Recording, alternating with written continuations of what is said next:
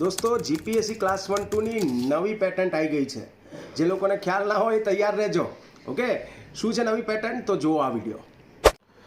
દોસ્તો GPSC class 1-2ની હવે નવી પેટર્ન આવી ચૂકી છે. તમારી જૂની પેટર્ન એવી હતી કે જેમાં તમારી પ્રિલિમ જે હતી એ 400 માર્કની લેવાતી હતી, પરંતુ હવે નવી જીપીએસસી ક્લાસ 1-2ની પેટર્ન પ્રમાણે પ્રિલિમ તમારી 200 માર્કની લેવાશે. બીજું, જૂની જીપીએસસીની જે પેટર્ન હતી એમાં 900 માર્કની તમારી મેન્સ લેવાતી હતી, જેમાં ગુજરાતી, ઇંગ્લિશ, એસે રાઇટિંગ ને જીએસના 3 પેપર, એમ 150 માર્કના 6 પેપર હતા. આમ 900 માર્કની મેન્સ લેવાતી હતી. પરંતુ હવે જે મેન્સ લેવાશે એ કેવી હશે? તો એમાં ગુજરાતી 300 માર્કનું છે, અંગ્રેજી 300 માર્કનું છે, અને આ પેપરો ક્વોલિફાઈંગ છે, એટલે કે એમાં 25% તમારે લાવવાના છે.